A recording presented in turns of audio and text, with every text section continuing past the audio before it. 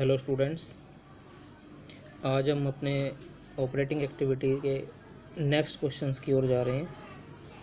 तो आइए देखते हैं नेक्स्ट क्वेश्चन किस प्रकार से होंगे। सबसे पहले मैं आपको क्वेश्चन नंबर 11 के लिए एग्जांपल करवा रहा हूँ। इस क्वेश्चन में और पिछले क्वेश्चन में क्या डिफरेंस है। देखो, पिछले जितने भी क्वेश्चंस आपने किए हैं 6 to 10, उन सब में आपको इन्फॉर्मेशन डायरेक्टली स्पष्ट रूप से दी हुई थी। लेकिन जो अब 11 से क्वेश्चन आपके स्टार्ट होंगे उनमें आपको इन्फॉर्मेशन डायरेक्टली नहीं बल्कि इनडायरेक्टली आपको दे रखी होंगी। आपने इन्फॉर्मेशन को परफॉर्मा के अकॉर्डिंग खुद ही फाइंड आउट करना है और उसके बाद परफॉर्मा में उनको पुट करके ऑपरेटिंग एक्टिविटी को कैलकुलेट करना है। तो आइए नज़र डालते हैं क्वेश्चन में। देखो, इसमें भी ऑपरेटिंग एक्टिविटी कैलकुलेट करने के लिए बोला हुआ है। आपको 2 साल के फिगर दे रखे हैं, 2017 और 2018 के। तो जब भी आप ऑपरेटिंग एक्टिविटी के या कैश फ्लो स्टेटमेंट के क्वेश्चंस करते हैं तो सबसे पहले आपने अपने ईयर्स के ऊपर नज़र डालनी है कि क्या वो आगे पीछे तो नहीं दे रखे हैं। जैसे 17 पहले होना चाहिए, 18 बाद में। लेकिन जो कंपनी एक्ट 2013 है उसमें 18 पहले आता है, 17 बाद में, यानी करंट ईयर आपका पहले आता है, प्रीवियस ईयर बाद में दिया होता है। तो अगर आपको क्वेश्चन इस तरह से दिया हुआ है तो आपने उस क्वेश्चन में थोड़ा सावधानी बरतनी है। आपको इन्फॉर्मेशन दी हुई है, प्रॉफिट एंड लॉस का बैलेंस दिया हुआ है, provision for depreciation, outstanding wages, prepaid insurance, goodwill, provision for doubtful डेप्ट, balance of trade receivable, cash and bank balance. तो ये इन्फॉर्मेशन आपको गिवन है। तो इनकी हेल्प से आपने ऑपरेटिंग एक्टिविटी को कैलकुलेट करना है। तो देखिए, परफॉर्मा के अकॉर्डिंग सबसे पहले हमने क्या लेना होता है, नेट प्रॉफिट बिफोर टैक्स। तो इस क्वेश्चन के अंदर नेट प्रॉफिट कहाँ से लेंगे हम? नेट प्रॉफिट लिया जाता है प्रॉफिट एंड लॉस के बैलेंस से। तो प्रॉफिट एंड लॉस का बैलेंस देखो, आपको फर्स्ट नंबर पे दिया हुआ है। 2017 में है 3 लाख, 2018 में ये है 2.5 लाख। यानी आपका प्रॉफिट का बैलेंस 2018 में करंट ईयर में पिछले साल से कम हो गया है। तो यहाँ प्रॉफिट एंड लॉस बैलेंस के कम होने का मतलब है कि आपको करंट ईयर में प्रॉफिट नहीं हुआ बल्कि उसकी जगह लॉस हुआ है।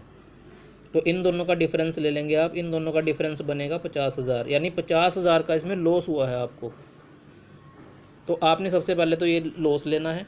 उसके बाद आपने फिर वही 4 आइटम देखनी है जो आपकी नेट प्रॉफिट बिफोर टैक्स निकालने के लिए हेल्पफुल होती हैं। कौन कौन सी आइटम थी वो? आप परफॉर्मे में जाएंगे, परफॉर्मे में देखेंगे। एक तो था ट्रांसफ़र टू रिजर्व, दूसरी आइटम थी उसमें प्रपोज डिविडेंड प्रीवियस ईयर का, तीसरी आइटम थी उसके अंदर interim dividend paid current year का, और फोर्थ आइटम उसके अंदर जो गिवन थी वो थी आपकी provision for tax made during the year. तो इनमें से कोई भी आइटम यहाँ पर नहीं दे रखी है और ना ही रिफंड ऑफ टैक्स दे रखा है।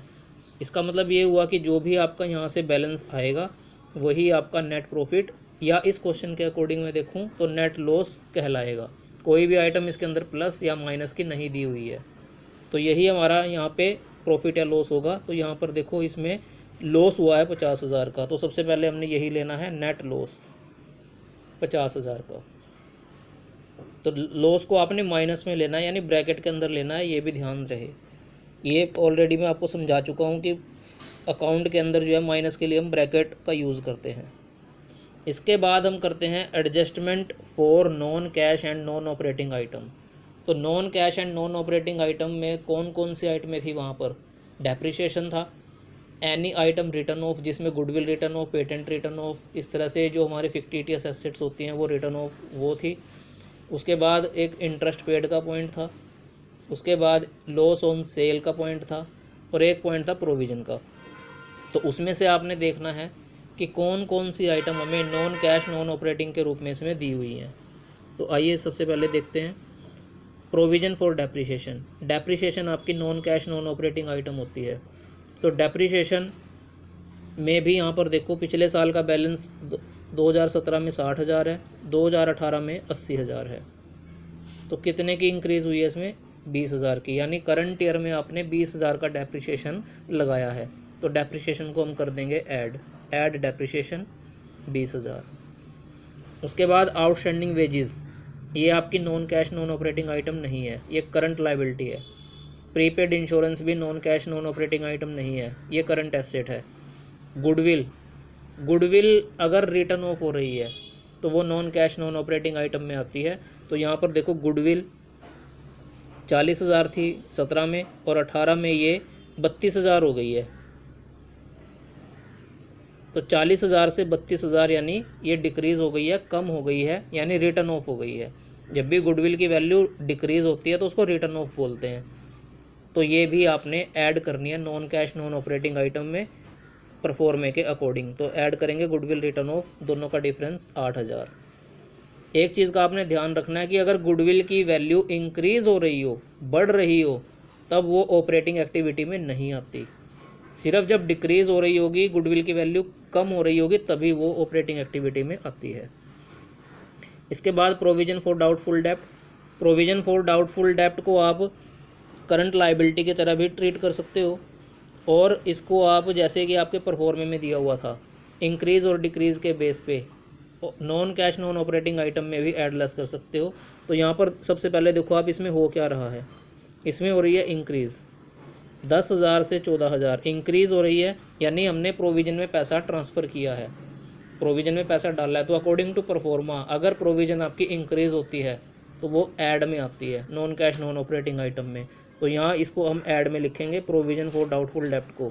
4,000 की इंक्रीज़ है इसमें, तो 4,000 इसके अंदर ऐड हो जाएंगे। इसके बाद ट्रेड रसीवेबल, ट्रेड रसीवेबल आपकी करंट एसेट होती है, तो ये नॉन कैश नॉन ऑपरेटिंग में नहीं आएगी। और कैश एंड बैंक बैलेंस, अब मैं आपको बताने जा रहा हूँ कि कुछ आइटमें ऐसी होती हैं जो हमारी कैश या कैश के इक्वल होती हैं, जिनको हमने किसी भी एक्टिविटी में नहीं लेना, ना ही ऑपरेटिंग एक्टिविटी में लेना, ना ही इन्वेस्टिंग में, ना ही फाइनेंसिंग में। तो कैश उनमें से एक आइटम है। एक आइटम मार्केटेबल सिक्योरिटीज़ होती है। तो इन आइटम्स का आपने ख़ास तौर पे ध्यान रखना है कि इनको किसी भी एक्टिविटी में शामिल नहीं किया जाता।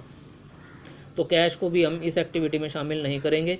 तो हमारे ऐड में कौन कौन सी आइटम आई, एक डेप्रिसिएशन आया, एक गुडविल रिटर्न ऑफ आया, एक प्रोविजन फॉर डाउटफुल डेप्ट आया। परफॉर्मा में आप इनको चेक कर सकते हैं, परफॉर्मे के अकॉर्डिंग ही इनको यहाँ पर ऐड किया गया है।